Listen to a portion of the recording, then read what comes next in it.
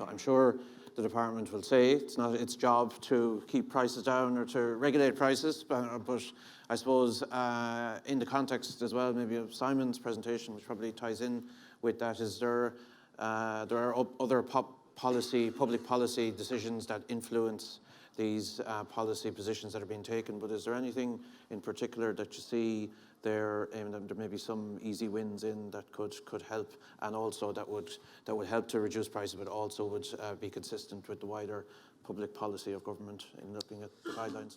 There's no pressure on the first question. The party political piece is, we don't regulate prices. It is a liberalised market, thank God. But in terms of where we can influence, listen, the WEGs, as people know in this room, is, we've been involved with the Department of Planning on this. But I go back to, because I see a later question in terms of an election impact it might have, but anyway, the programme for government back in whenever it was, 2016, had said we need to strike a better balance between community, issues that are out there and investors, and that's precisely what we're trying to do. And I hear, and it's very clear from Simon's analysis, and I've, we and others have advocated around noise or whatever, but I actually go back to it was the representative from Siemens earlier on this morning, where, he did say there, in terms of putting it back to the OEMs as he described it. So I think genuinely there is an opportunity at the design end, at the front end, to really make sure that the best-in-class technology is being invested. And I know that involves cost. So that's one thing. In terms of rates, and again, the party political thing is the valuation office is independent and all of that, right? They report into the Department of Housing. That said, we have met with them and we have engaged with the rates, the valuation people, on, I suppose, to ensure that in their considerations, that they're not, I suppose, and I'll use the word in inverted commas, kind of tone deaf to what's going on in the context of the Climate Action Plan, because that's important. Because I also listened to what Brian Kevill said before lunch, and on board Pleanála and other planning authorities will take on board the policy framework. And I think it's fair to say in this room, the policy framework is set. We have sort of told the ship where it's going. We don't discount or we don't underestimate the challenges, but we have set the destination. And on board Pleanála is not, they will take that on board. And I suppose it's about trying to make sure that the policy frameworks are as clear, that there's no real room for ambiguity, but that genuinely, and people would have heard me say this before, issues around the near neighbour and Pat from Statkraft, I thought hit a number of key points around that early engagement and trying to work with local communities, because you will have, the guidelines will be there, but I think if you can demonstrate that people are prepared to maybe tolerate a little bit more on some of these parameters for good reason, I think they're sensible approaches to this problem, and as I say, we are doing our damnedest in the context of the policy framework to try and influence this as much as we can, because nobody wants to see higher prices. Thank you. Simon, you mentioned, I think you summed it up yourself at the end, tip heights and rotor diameters. Is there anything else that you think would also have an impact on the policy lever side? I think tip height and larger rotor diameters is key in a number of studies. We've done it in Scotland as well. Yeah. That is the one key thing. If we can get it in the latest technology, we're talking potentially up to 5 megawatt turbines. Yeah. They're in the right setting. We're not talking about trying to put these in the wrong setting. If we can find the appropriate space for these turbines, there's a real opportunity to have it. And we were talking about 30 euros in the Nord Pool market. When you look at the turbines, people in the room who invest in those markets, when we look at those turbines that are being installed, you have them on 200-meter tall towers almost in some cases, to actually get up high, up to the wind speeds and very large rotor diameters, and the landscape is very different. The population control, you can't expect to be able to fully replicate what we have in those markets, but that's one of the key things that we can move towards. Okay. Thank you. moving to the next question there, which is about incentivizing corporate buyers.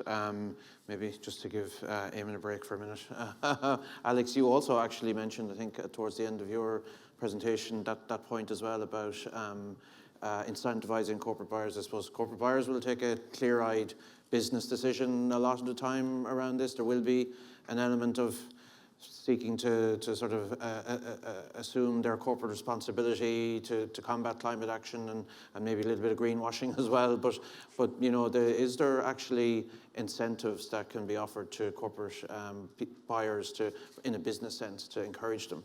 Yeah, I think there are certainly a few. Yeah. Whether they're necessarily appropriate in Ireland needs a sort of a proper evaluation. Yeah. But there could be tax breaks, or you could frame that in terms of some form of other incentives for, say, someone who also does some R&D. Yeah. You could look at the Norwegian model, where effectively you have a state-backed entity that provides guarantees that can help with issues around credit, sort of counterparty risk in the long term. I mean, I think the Sustainable Energy Authority of Ireland was looking at the idea of putting obligations on certain categories of demand, perhaps. So these are sort of... That's an interesting one, yeah. I mean, they're just ideas, and they need to be fully worked out, and I guess that's the sort of thing that SEI is... Yeah. Well, it's exactly what they'll be looking at. Yeah.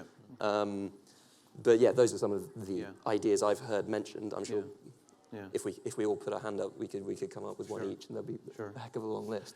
Sure, Katrin, in the context of the corporate PPAs in the Nordics, is there anything like that? Are there any particular incentives that have been offered by policymakers to corporates to encourage them into entering into corporate PPAs? Or is it purely just it's a purely business decision? commercial. I mean, Yeah. it's so I guess there's a long history of hedging for industry in Norway. We have a lot of power-intensive industry, and you know, energy is a large part of the OPEX for those type of businesses. So they are used to thinking in this way, and now they are looking at wind. It's cheap, so you have some incentives, of course, on the wind side, but from an energy perspective, this is a very good option for corporates versus the financial market. And then, of course, there's GIEC that you also brought up here, that the public entity that provides guarantees for some of these traditional industries. That's been very important in order for those to access the corporate PPA market in Norway. Okay, very good, thank you. And Eamon, just on your side, is there any 15%? There is a hard target in there for corporate PPA, so it is part of the policy objective. Is there any views on incentives to help getting to that 15%? I suppose what I would say is, okay, so 15% is in there. We're starting, as I outlined and demonstrated, from a very, very low base.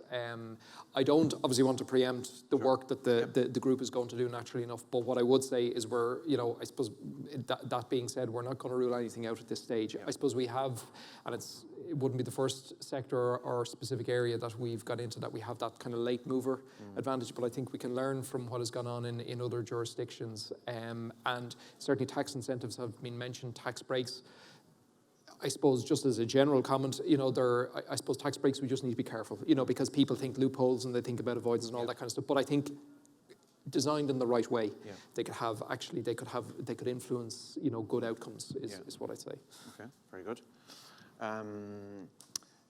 Just while we're on it, as you mentioned it, because I think we can probably deal with it quickly. If we move to an election, will that have an impact on timescales for RES? I assume that those timescales are just set now, and they're probably election-proof.